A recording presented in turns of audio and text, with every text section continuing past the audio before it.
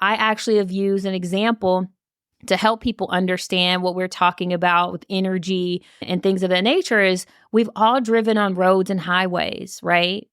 Streets. And when they're flowing well and the traffic lights are flowing and, the lanes are open, everyone's flowing, everyone's going to their destination, everyone's fine, right? What happens when the traffic light is no longer working or there's an accident on the highway or freeway, whichever term you use, right? Things get blocked, right? Sure. We have to make detours. People get angry. People get stressed out. So just imagine that's what's happening in your body, right? So here you are on all your energy's flowing, and here's this emotion. You want to express, say, anger or resentment or jealousy or sadness or whatever it is. And in that moment, you couldn't. So now you have a traffic jam. And you had to keep going on with your life. So you didn't realize that you kept creating all these little traffic jams in your body. And then you wonder what happens, right?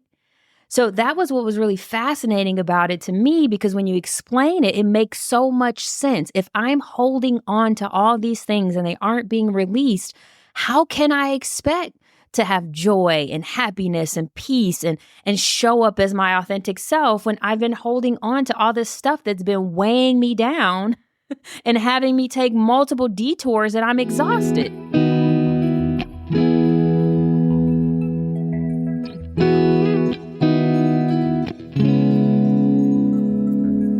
Great to have you with me today on The Beautiful Side of Grief, where I get to talk to people like yourself who have suffered immense grief that has changed their world forever, and how they found their way back to living a life of love, joy, and happiness again. And that is especially true in this episode, where I am speaking with Nichole Lee, who is going to share her valuable insights on having her entire world turned upside down when her mum and best friend passed from cancer in 2018. She had a successful life in the corporate world, and suddenly that had no meaning anymore. And maybe that sounds familiar to you. It certainly did for me. So Nichole is going to share how she navigated through all of that to be leading a beautiful, fulfilled life of a healer, intuitive guide, and life transition coach through her business, Transcending Identity. Nichole, so wonderful to be talking to you today. Helen, thank you so much for the opportunity. I'm so excited to connect with you today. I'm so excited to have you with me because I think we've got a lot of things in common. But I would like to start our conversation off with you describing your mum and what she meant to you.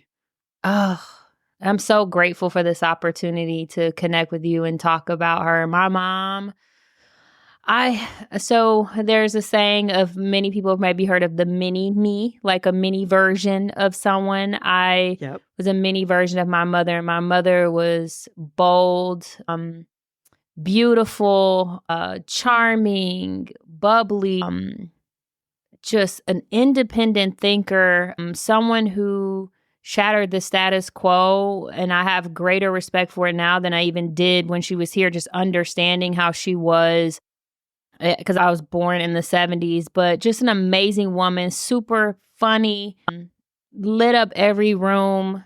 There's just so many things I could say about her, but one of the things too, if someone wants to envision her, my mother had this big, beautiful black hair, and she and often wore pink or bright pink lipstick, and those two things did not change over time. So that was the big thing. My mother rolled with her big black poofy hair and her beautiful pink lipstick from the time I can remember as a child to the time she passed away. And what she meant to me, she was truly my best friend. She's the person who had me believe that I could be and do anything, that I always had a safe space. I would never be judged about anything in my life. She was truly my safe space.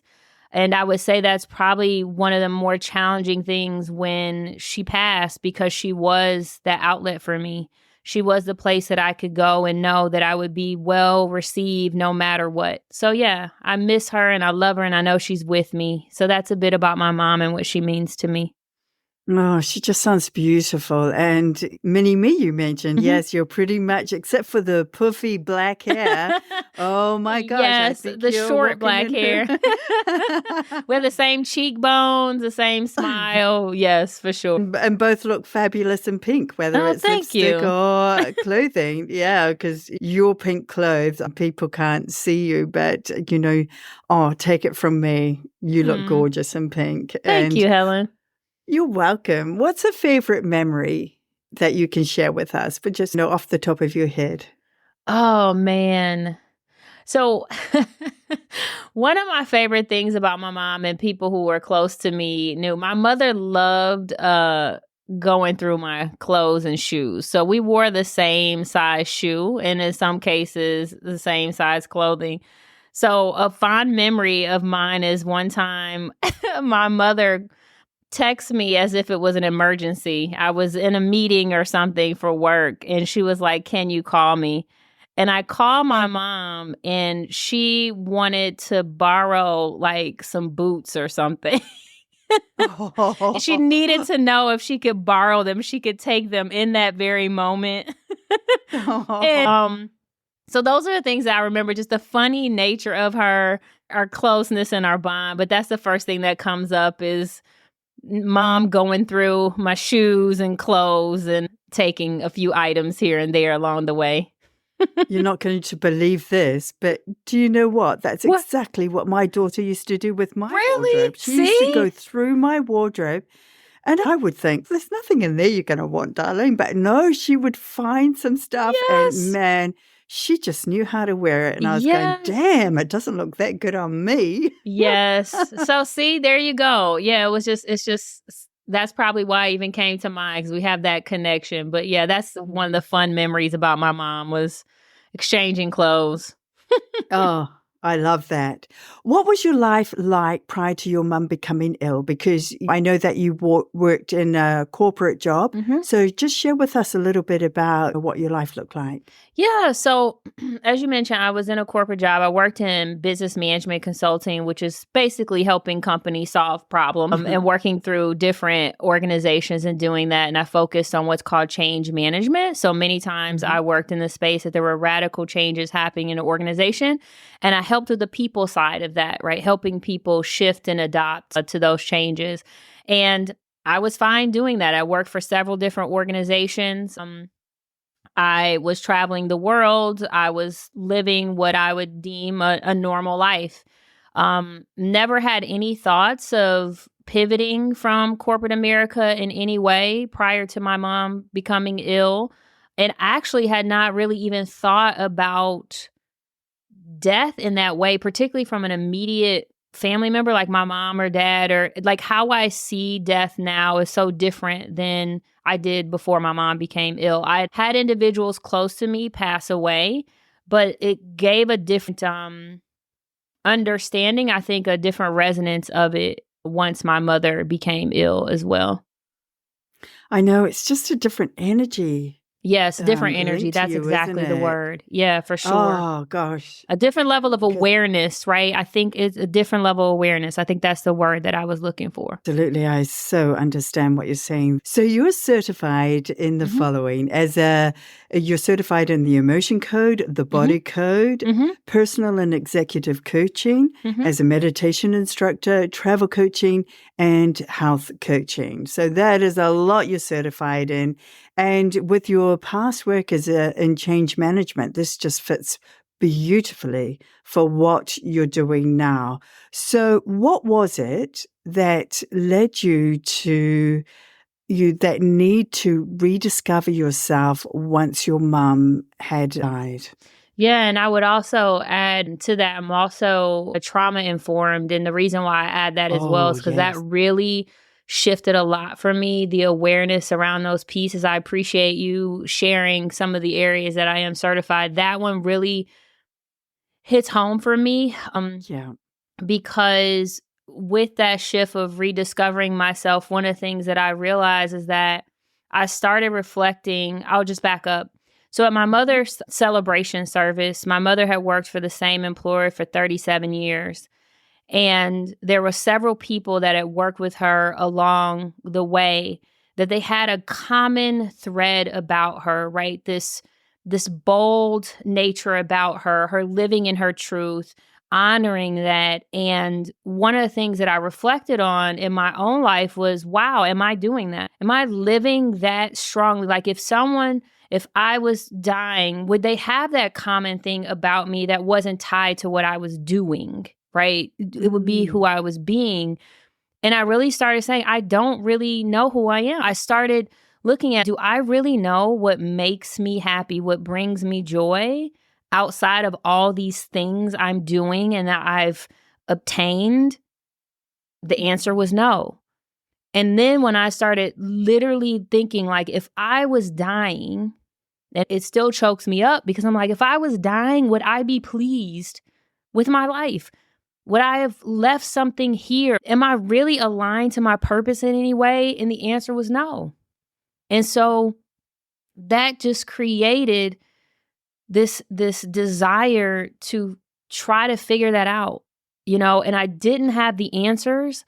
I just knew that I had to seek something greater than where I had been living. I share that my mother's death was my rebirth. It activated something in me beyond the grief, that there had to be something more to my life than how I'd been living it. And that a lot of what I was doing was other people's expectations for my life. It wasn't really me knowing at the core who I was and how I wanted to show up in the world.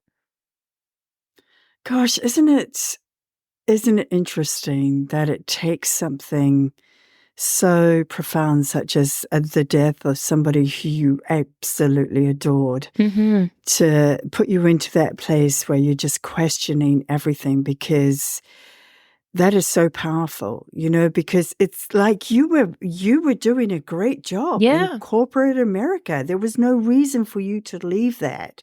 Yet it just cracks you wide open and makes you look at everything, doesn't it? Yeah, it really does. And it helped me realize how easy it is to go on autopilot. Yeah. How easy it is for us to just be running that program every single day, and how much we can be encouraged to do that, to be rewarded to do that. To your point, in corporate America, I was, quote unquote, I'm using air quotes, deemed successful, right? I had hit certain levels that people aspire to be, and I had traveled the world, and I was being compensated at a level that people were like, why would you change anything in your life? And you're absolutely right that it took something to shake me up at the core for me to actually evaluate, was were those things really that valuable to me? That really was an opportunity to really sit with that. And when I really looked, and I'm like, no, it was like, I have to do something about this. I don't know what it is, but this is not it. This is definitely not it. Yeah.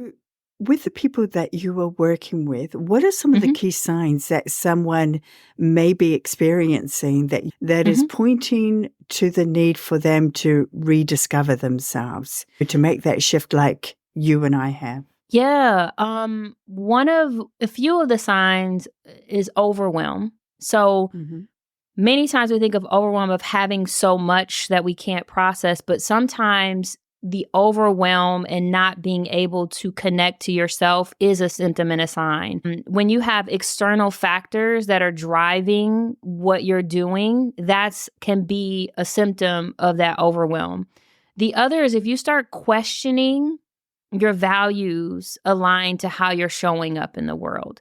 When you start questioning your beliefs and how you're actually showing up in the world, when you have conflict with that, that is typically a telltale sign there's an opportunity to rediscover who you are, what you want, the relationships you want to have. And then the one that we've talked about, right, when there's something significant that happens in your life, whether that's a death, whether that's a breakup, whether that's a shift in your employment, a move, these major life transitions can activate something in you as well to question who you are, what you want, and what you want to do. And so what I've come to find is that many times we haven't looked at things in a way that allows us to ask those types of questions. Many times, and what I mean by that is, for example, you lost a loved one and people give you the empathy and the sympathy, but they're not actually creating the space to say, has that shifted the way you see yourself? Has that shifted the way you see your life moving forward? Are you feeling different things? Are you questioning things differently as a result, right? Like some of it is actually sparking some of those questions that help you recognize that you do have the opportunity to rediscover, or that is part of shifting to your new normal. Same thing with relationships. What I've come to find is when you start asking, like, what's so painful about the breakup? Let's talk about that at a deeper level. You come to find that I lost myself in this person, or I invested so much in the relationship that I'm not sure what my life looks like after that. Right? And that's when you're like, wow, there is this opportunity that I need to actually sit with. Who am I? What does that look like for me today? And potentially envision the future while also healing from any trauma, grief, sadness, right? The other things that go along with those shifts that occur. I love that. And I love that you mentioned that it's an activating within. Yes. Suddenly, money, material possessions, all the goals that you thought were important just fall by the wayside, Yes. don't they? You talk about a deep knowing, a deep inner knowing as well, which is wrapped into all of this. Nichole, can you share with us a little bit more about that deep inner knowing? Yeah. And why we should listen to it? Yeah, I would say that the things that feel illogical, the things that sometimes we say, I know that's weird, or I know that's crazy, or nobody will get it.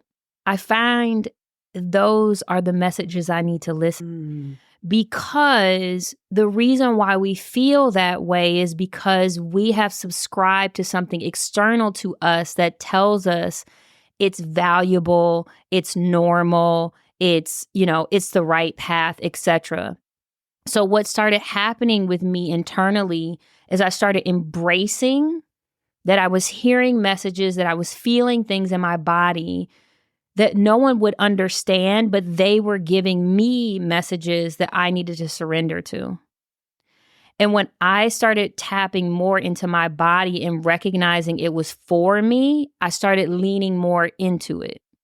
Now, part of that also was doing more research on what's happening in the body, your nervous system, spirituality, right? So it opened up more exploration and discovery of what that inner knowing was for me, and also gave me practical terms to be able to articulate what was happening. Oh, that's good. That's really good. So we're at a point where we recognize our life has to change. We're no longer content to be in the space that we once were. How do we go about discovering what lights us up, what our desires and passions are? Because I imagine if you asked most people, they would look at you blankly because they've never had to look into their lives that deeply to answer those questions.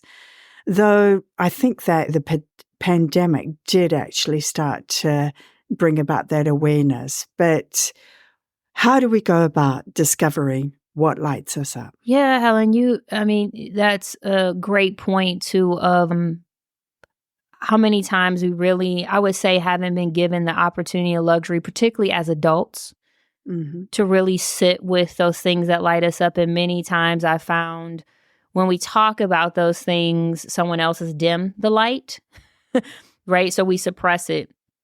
And I say that to say that I find going back into childhood, now this is where I would say the trauma-informed piece is important, because depending on your comfort level of going into your childhood, and going back to those places that you found joy, as a child? What were those simple things that lit you up? What are the memories where you just had a smile on your face because you were just doing those things? What were the descriptions about you that made you feel good, made you feel loved, made you feel connected? I find that if individuals are comfortable going to that space, that's when the quote unquote light bulbs turn on to make the connection of how you deviated from those things that lit you up. So I'll give an example. I had a client that we were working through some strategy work on the next phase of their career. And I do these personal questionnaires. And one of them was like, what did you love to do as a child? They loved Legos. They loved Legos and architecture and building. And the correlation we made with their career is going into things like org design, restructuring, right? They hadn't realized that that's where they were out of alignment because they weren't using that building creativity in their current work, right? So just that shift of, I love to build, I love to organize, I love to structure. How do we build that back in to what you're doing on a daily basis? Go buy a set of Legos and start playing with them and use them while you're working. And visualize yourself building something magnificent. It totally changed their perspective. Oh, that's a great example. Right? So these are the things that we lose sight of because for whatever reason, it's like that doesn't have meaning or value as you grow. However, it does. How you leverage it might be different. Yeah. So I love that you've got all these certifications because they allow you to use all the different modalities in helping somebody reach those various stages of transformation. But you also use energy medicine, and that I'm also emotion code and body code certified. Yes. So share with us how you've discovered it and what impact it has had on your life, because it changed mine profoundly. Oh my goodness. Yes. So I originally started tapping into energy work through Reiki, which many people I think are, if they're in the energy or holistic healing space, have heard of, right? It's the channeling energy to help balance the body, etc. So that's where I actually started.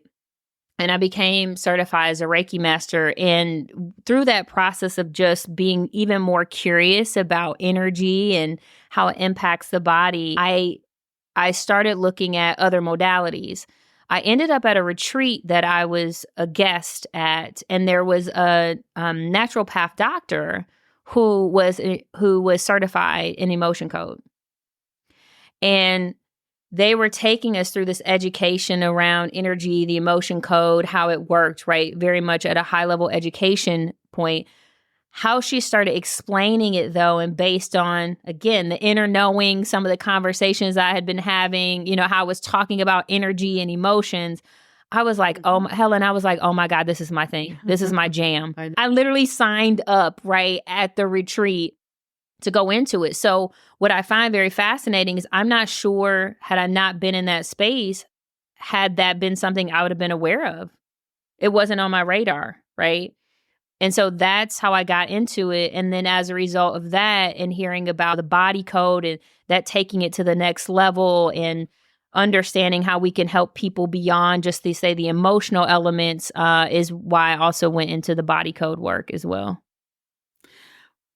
And what fascinates me about all of this is that really it truly demonstrates to us that we have the ability to heal ourselves from within. Yes.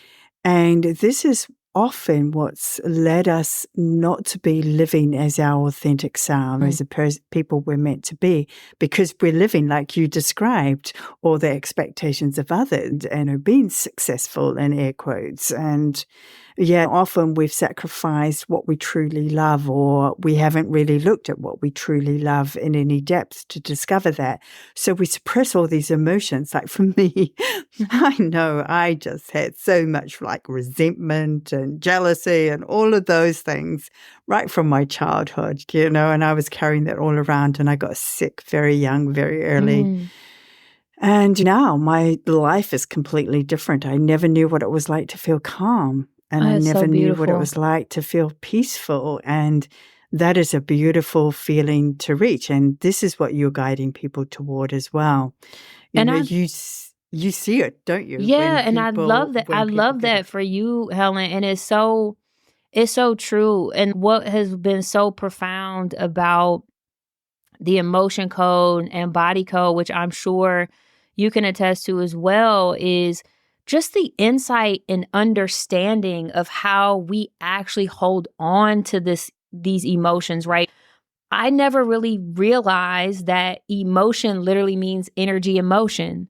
So if Mm. I'm suppressing it, that means I'm holding on to it, which then means it blocks me, which means then I can't be in the movement, the flow, right? So I found it very fascinating how we also use words and terms and don't even realize the root, right, of them. Gosh, yeah. Right? Like, wow. So I actually have used an example to help people understand what we're talking about with energy and things of that nature is we've all driven on roads and highways, right? Streets. And when they're flowing well and the traffic lights are flowing and, the lanes are open, everyone's flowing, everyone's going to their destination, everyone's fine, right? What happens when the traffic light is no longer working or there's an accident on the highway or freeway, whichever term you use, right? Things get blocked, right? Sure. We have to make detours. People get angry. People get stressed out. So just imagine that's what's happening in your body. Right? So here you are on all your energy's flowing, and here's this emotion. You want to express, say, anger or resentment or jealousy or sadness or whatever it is. And in that moment, you couldn't. So now you have a traffic jam. And you had to keep going on with your life. So you didn't realize that you kept creating all these little traffic jams in your body. And then you wonder what happens, right? So that was what was really fascinating about it to me, because when you explain it, it makes so much sense. If I'm holding on to all these things and they aren't being released, how can I expect to have joy and happiness and peace and show up as my authentic self when I've been holding on to all this stuff that's been weighing me down and having me take multiple detours and I'm exhausted? That is such a great analogy. I'm going to steal that up for you. But you know what I'm saying? Because we can all Yes. relate. Like, you're just like, yeah, of course. So now I have all these little baby traffic jams going on, Yes. and your body's trying to do its best to keep functioning. And we don't often even have an awareness of how Exactly. much we're stuffing all Exactly. these emotions down, Exactly. especially if we've been taught to do it from a very, very young age, even before we can communicate. There are families where you just instinctively know, don't say anything. Exactly. Make yourself invisible. Don't allow yourself to be heard or seen. That was a biggie for me. Really? And I'm still working on that now. Is Okay. allowing myself to be seen and heard, because it's my voice that is my strength. And doing these interviews is what I love. Oh my gosh, lights my world up. And so I'm just going, oh, girlfriend, you need to sort that out, And so now I'm putting the intention out there that we, as in you and I in this conversation, are being seen and we are being heard. And then just removing any potential roadblocks there, because oh gosh, I could talk to you about this for hours and hours, because it just lights up my life. Just having that awareness and understanding that it's not external. Yes. It's all internal. It's what we've been doing to ourselves without even realizing. And when you get that aha moment, it's like, oh, let's do this. Yeah. And I love what you said, Helen, too, is like, it's so powerful even in all our journeys, right? Of that awareness, it also creates it gives you permission to continue on the evolution journey. So even in your case, right, being aware that you're still working through it, and me being aware of things I'm still working on it, but recognizing that's part of the process, you're still showing up and creating this amazing space for me to be seen and heard and other people to be seen and heard while you're also being seen and heard as well, right? And I think that's the other thing is when we give ourselves that permission, we don't realize how healing it can be for ourselves and others to just show up as part of the journey and recognizing there is no destination, right? No. Relinquishing ourselves from the outside world of being the expert, having it right, doing all these things that don't serve anyone. And so I just want to celebrate you in the moment for knowing where you are, but also showing up for me and everyone else in this podcast with like the power and courage to do so. Like that actually helps someone else automatically say, that's me and now I can, right? Like that's a part that sometimes we forget. Just us showing up shows someone that it's also possible for them. Thank you, Nichole. I really appreciate that because I'm normally an introvert. So for me to put myself out there and doing this, that was big shifts for me. And a lot of people don't realize, what it takes to do something where you're moving right out of your comfort zone, but you're moving into the right area. You're moving into your love. And I never profess to be the greatest at what I do, but I love what I do. And I think that's what's so important, right? Because at the end of the day, that's all we want is love anyway. All this other stuff. And I just want to say this too. It's interesting too. Like, and I know I'm deviating from the plan, so I apologize. I just wanted to sit with when you were talking about an introvert, because I think for so many people too, we forget that this outside world has told us what's better, right? From an expression, how we show up. And there are superpowers in all of us. And if you're deemed, quote unquote, an introvert, there's power in that, right? And I know you know that, but I find that so many times there's like, this one's better than the other. It's not. It's when we actually embrace our superpower and how it shows up that we can actually extend that out and everyone else can amplify and share their superpower. Like, I feel like part of the issue that we have in society today is we're all trying to fit into someone else's box or script that someone else wrote. Amen. Right? Like someone wrote that like, the introvert can't do this or that, or this is awkward. Like who defined that? I think, and that is it. When you find your authentic self, it's like wholly embracing who you are, just with all your quirks and idiosyncrasies and the things that don't fit nicely into a box, as you mentioned. And just a reminder, Helen, some other human being defined the box. That's my point, right? Like when we think about how much we're trying... Another human, unless I'm wrong, unless someone shares some research, some other human said, this is the box. We like the box. Everyone else should fit in the box. Well, you just look at quantum physics now. So it is going beyond boundaries that anybody could have possibly perceived. For sure. It's opening up worlds that we just can't even conceptualize sometimes. Quantum physics was always a wee bit above my head, but now I'm thinking I'm happy because it means that there is no box. There is no ceiling. Exactly. It can move. It can grow. It can be just like all of us can. Exactly. And that's the exciting thing.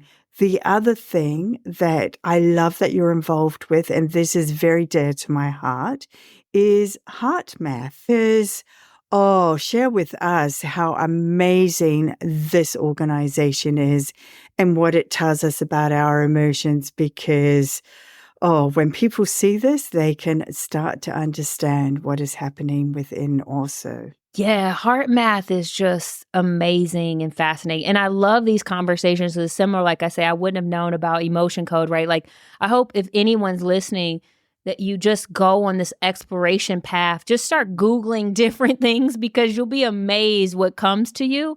Because I can't even remember how I landed on heart math. But Heart Math, I think the organization's been around for over 30 years. And the Heart Math Institute's whole premise is that there's so much power and healing in the heart, right? And it's research institution that looks at the impact and influence of the heart in our overall health and well-being. What's so powerful about it too, that I learned that I did not know before going through Heart Math, is that the heart is actually the most electromagnetic organ in the body. It amplifies the most energy, right? We've been taught so much about the brain, which is very important, but knowing this beautiful organ in the center, somewhat in the center of our chest, right, is the amplifier. The other thing that's very interesting is the heart actually speaks more to the brain and the body than the brain does to the body and the heart. So when you start to understand that as well, you start to see that there's much more of the opportunity for harmony and synergy, not one or the other, right? Our thinking and our feeling. They actually must come together for us to feel that sense of health and wellness.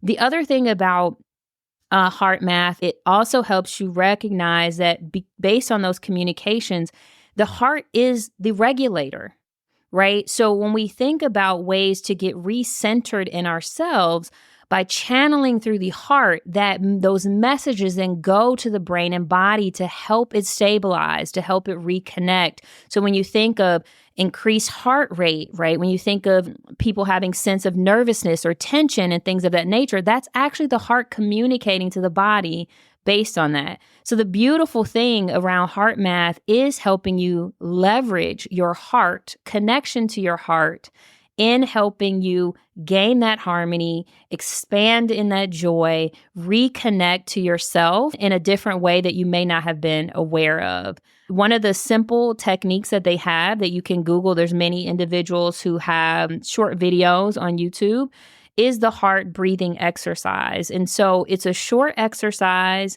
that has you taking deep breaths, but learning to breathe through the heart space. And it is amazing in a few minutes how much you can rebalance your body, how you can reconnect to the joy and happiness, stabilize and regulate your breathing. Very powerful. So that's something that I would just leave with individuals. Definitely either going to the Heart Math website or just Googling also that heart-focused breathing exercise. Yeah, just go check it out, because also what they show on there is when they hook people up with all the different... the biofeedback, yes. Yeah, biofeedback, yes. and then they monitor the heart, and you can see when people are in lower level energies such as fear and anger and all of those. Yeah, your coherence. Heart rhythm is very jagged. And when people are in peace and calm and harmony and that, it's this beautiful, smooth, undulating rhythm. Yes, it's really beautiful. So they have the monitor you can purchase. And what's interesting now is I believe they've come out with their own app. So they used to use a separate tool. And it is powerful because the other thing it helps you learn that we actually do a lot of shallow breathing. Right? Yeah. So part of the reason why we get out of harmony, or what they also call coherence, is we're actually not expanding enough in the breath. And so the heart-focused breathing based on the technique helps you get to that expansiveness, to have what we also talk about, the level of awareness. So using a tool like that, you actually can see how deep you're breathing, how connected or disconnected, right, you may be in that. And then you can actually track it in a very positive way, right? It does create I love that you mentioned that, Helen, because it really is around that awareness. Many times we're not aware that we're shallow breathing. We're not aware that we're disconnected. And so using a tool that simple to help you connect, and over time, it becomes second nature for you. So I love that you mentioned that, because the tool is the biometrics tool is really helpful for those who are just reconnecting. And it's something you can do anywhere. Like I say, it's an app and it's a very small little monitor. So it's very travel friendly. And I guess what, you and I are both doing is just, like you say, seeking, searching, exploring, finding how we resonate with the different modalities, because depending on where we are in our journey, we may need something that is more like, trauma informed to allow us to process that before we can, say, move to Reiki or something. I am a great believer in that you are not guided to anything by accident. So just take a moment, take a look at it, see how it sits with you. If it feels right, explore it a bit more. If it's not feeling right, or you feel like you've moved on, then simply, move on yourself. And that's a beautiful, beautiful thing to do, that you can do day to day without anybody else guiding you to do that. We can start to do that ourselves. Yes. And I I'm really love that getting you myself tongue twisted here. Yeah, and I love that. It's perfect. And I love the way you said too is the key thing is honoring yourself and where you are. So even with the heart math, I went through the trauma sensitive certification, and even with the heart breathing, right? It is taking those steps. If it does not feel good to you, if it does not align to you, don't do it, right? I think that's a big thing. Like you also mentioned, there's so many different modalities. It really is starting with something that feels right to you. We are not a one size fits all, as humans. And I think that's another thing that is really important is what works for you may not work for someone else, and vice versa. And I think that's a part of the exploration discovery, right? It's almost like when we go to eat food and we don't like it and we don't eat it anymore. We really can have that same experience with ourselves on our healing journey. And I think removing the judgment or pressure around that, and I find this sometimes even with clients, especially in like meditation or some of the breathing spaces, I didn't get the same experience at X, or I did Google and I'm supposed to have these benefits and I'm not sensing and feeling it.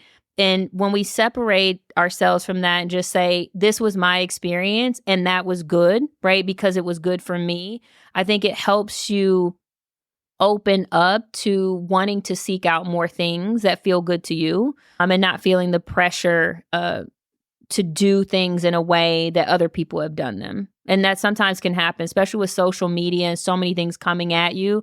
Yeah. You're like, I didn't get this thing, I didn't clear my full mind, or I fell asleep. Like all those things are great for you where you are in your moment in time. That's what your body and mind needed at that moment. Yeah, we just have to learn to stop comparing ourselves, yes. and just listen to ourselves. What's happening within. The approaches that you use, how do they compare to therapy sessions? Because I know for a lot of people, and I know this from my own journey myself, honestly, I just did not want to tell my story yet again, over and over and over. That did not work for me. And I needed something more interactive, more suited to what I needed to release. And so, like for me, energy healing was that go-to for me. With what you're doing, how does that compare to therapy sessions? And I'm not, then please understand, if you're listening and you're going to therapy sessions and you're getting a benefit out of them and loving them, oh, please just carry on. This is not to say you should be doing one thing or the other. I'm just interested to know how the modalities that you're using, Nichole, compare to therapy sessions. Yeah, and I think it goes to what we were talking about is, what feels right to you. And what I've come to find is it's not, for me, a comparison in, say, therapy or the work I do. It's much more of what the need is and ensuring that need is met. And I love that someone that I've spoken to is like, if we could shift out of the word therapy and therapeutic, I think we would actually be more comfortable of identifying what we really need, right? Because therapy can be therapeutic. Therapy also, for some, may not feel therapeutic anymore, or it may not serve them, or going to therapy first may actually trigger traumatic experience or create reactions that are very uncomfortable. So what I find in my work is sometimes I'm complementing, right, what someone is receiving in therapy with these other modalities. In other cases, I have found individuals, their discomfort, like you say, of repeating what's going on with them has actually blocked them from working through their healing. And so if I can use a modality like emotion code or body code, right, which is supporting them and facilitating, identifying these energies that don't serve them and clearing them, that's helpful for them to then get to the space that they actually want to talk about it more. So I've started to realize it's not an either or. It's really tapping into what's going on, a bit of that diagnostic in a sense, not in a clinical way, right? But like really starting to uncover what's going on and then finding the entry point that's going to help create a therapeutic experience. And then where I do find a significant differentiator that I think will help too if individuals are listening, we don't diagnose. Helen and I, the work that we do, we don't diagnose, right? If you're having severe medical challenges, emotional, physical, etc., you do need to see a medical professional, right? When we're talking about helping someone navigate where they want to go that is not tied to those, that's where I come into play, or Helen, right? You will come into play to supporting someone through their healing journey. So I think that to me is that hard line of seeking true medical treatment and diagnoses is definitely a hard line between the coaching, intuitive guidance, energy healing work, and a therapist, a licensed therapist. Yeah. And like you said, it's certainly not a case of either or. Right. There's the need for both in our world and that, but it's just understanding that often we can actually do a lot more for ourselves than what we're expecting from, the medical profession to do. Yeah. And I think it's just, but sorry. No, sorry. I was just going to add, so what was really powerful where you're going, I apologize if I cut you off. That empowerment piece is so important. So what I mean by that is what I've sometimes find we've created this hierarchical relationship in the medical field, right? That the therapist knows more about me or will know more about what to prescribe or do, etc. That I think has been a bit self-harming, right? Because it should be a collaborative, safe space. And that's one thing that I've truly learned about trauma-informed work. The elements are creating safety first. If I don't feel safe, whether it's with me, a therapist, etc., we're not going to get to the desired result. So we need to figure out where that safety is coming from and how we can create that. Transparency and trust, right? How transparent are we in our engagement and how much are we building that trust? The other is around your own self-agency, choice. Many times I found that individuals in therapy don't feel they have a choice in the direction they take, the next step they take, if they want to take a pause. It's really important for you to have a sense of agency about what's going on in your life. The other is collaboration, right? So what I do find that's a little bit different with the work I do, a lot of my work is collaborating. We're coming up with thoughts and ideas because I don't know the person fully, right? But there's information and skills and wisdom that I have. So how are we collaborating to create an environment that you are part of that healing journey? You are constructing your own kind of co-creation path that I think is important, that sometimes individuals don't feel in a therapy environment. And then the last I would say is empowerment and that self-empowerment. And this is the piece, Helen, that I feel that you've been really highlighting, right? How empowered do I feel as a result of these therapeutic experiences? Do I come feeling drained, feel less than, feel more judged, feel like I'm moving backwards? That's a huge indicator that there are other things that are going on, and that is an opportunity to redirect and pivot, whether it's working with an energy healer, a therapist, or, if you have a shaman or whatever the case is. So I wanted to share those tenets because they've become really powerful in how I operate and really checking in on if one or many of those things are out of alignment, then that's really where the issue is in the healing journey, not necessarily just the modality itself. Yeah, 100% agree with you there, because let's face it, if somebody is not feeling safe, they're not going to trust. Exactly. They're not going to share. Yep. And then they don't get the benefit. Yep. So that's how they all interact together. And yeah, and don't be afraid. Don't be afraid to change your therapist if you find somebody is not working for you, because this is all about you and your journey. It sure is. Yep. You need to find the person you feel most comfortable with. I always say that to people. This is a two-way street. Yes. This is as much as you being in control as it is for me directing you and trying to find out where we can help. So, yeah. And empowerment's so important in our lives. That allows people to have their voice, to be seen, to be heard. Yeah. Yeah. And I will just add too, the key thing too, when you were talking about what just came to me intuitively, just as that piece is important. The whole key to this work is not to re-traumatize you. So the thing that you mentioned too, that just came to me while you were speaking and talking, that repeating of what's happened to you, if you haven't gotten to a point of processing that and you're having to constantly repeat, that can be re-traumatization. So it's also being aware of what that looks like and ensuring in that empowerment that you communicate that with whomever you're working with, right?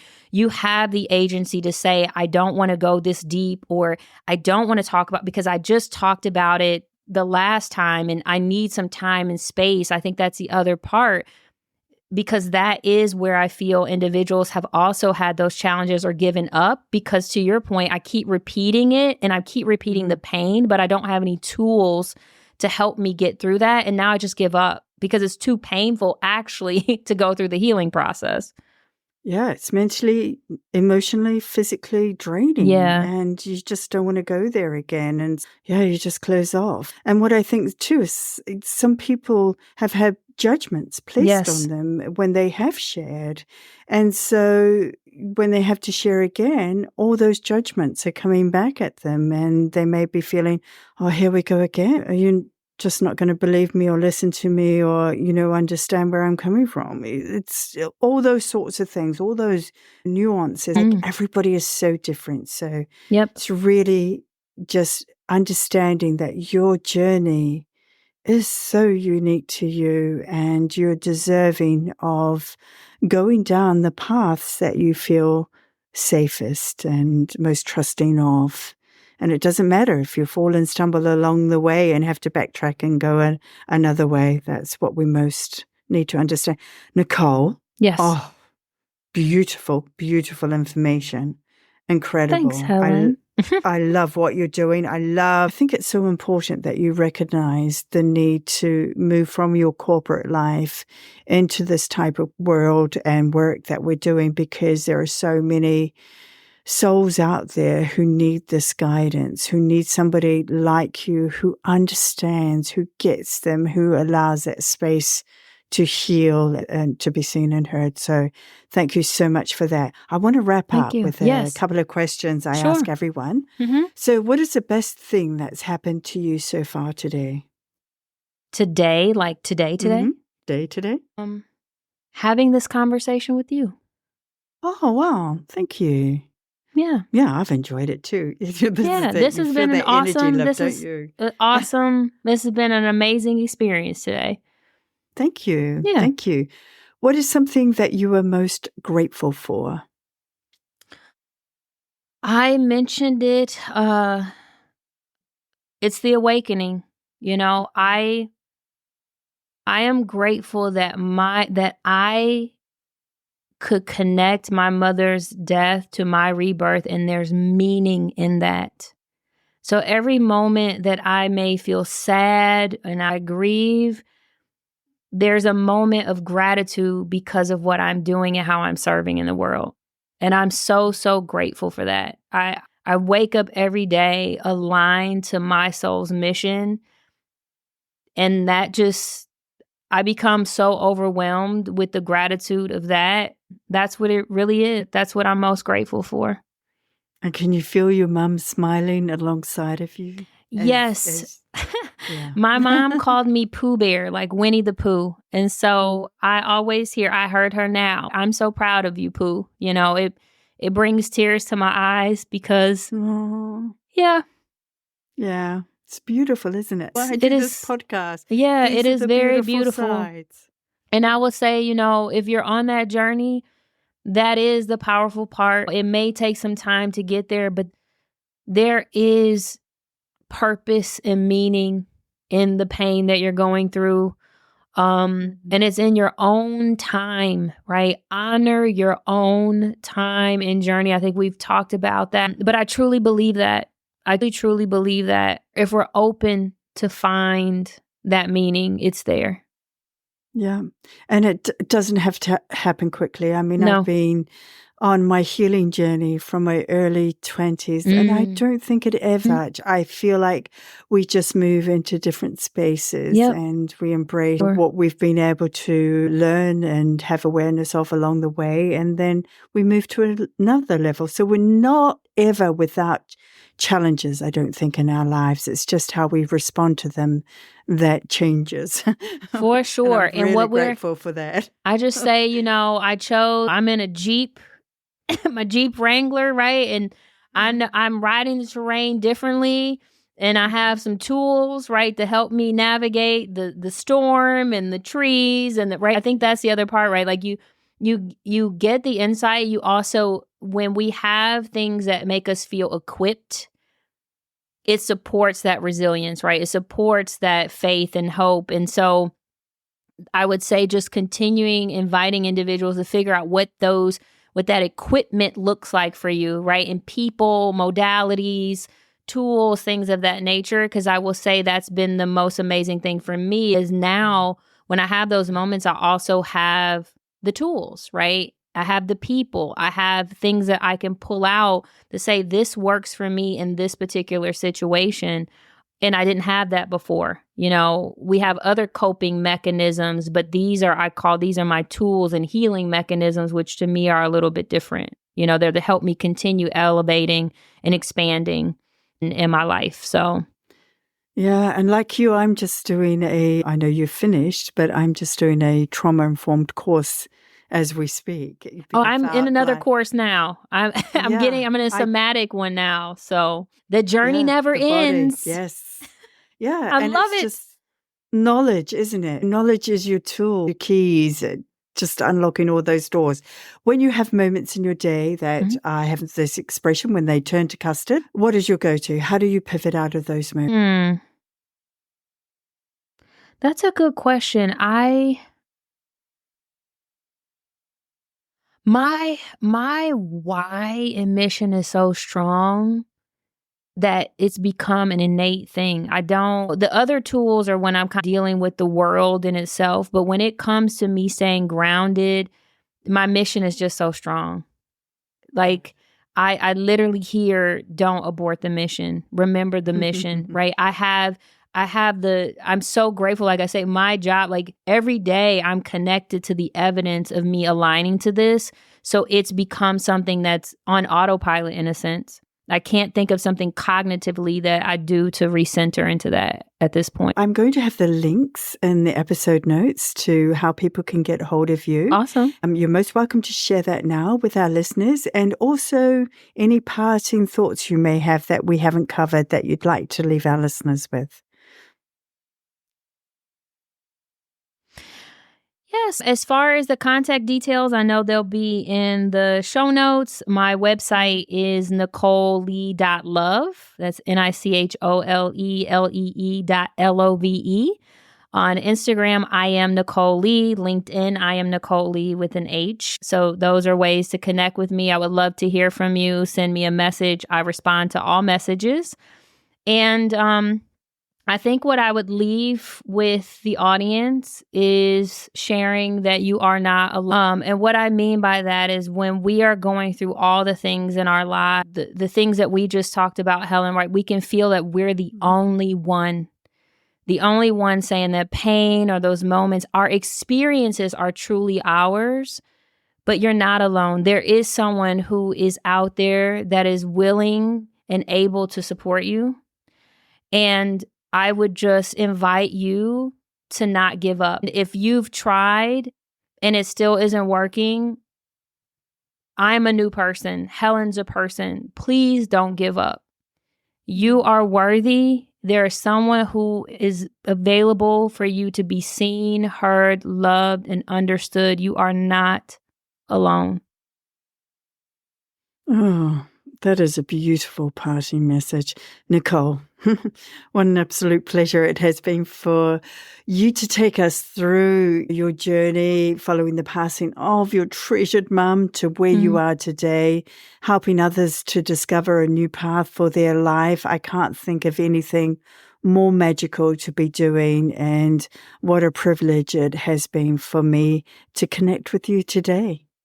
Helen, thank you so much for your light, for your love, for your mission, for all that you're giving to the world. And thank you for allowing me the opportunity to be part of that. I have greatly appreciated our conversation and now having another amazing soul to be connected with on this journey that we're on called life. Oh, it's exciting, isn't it? Mm-hmm.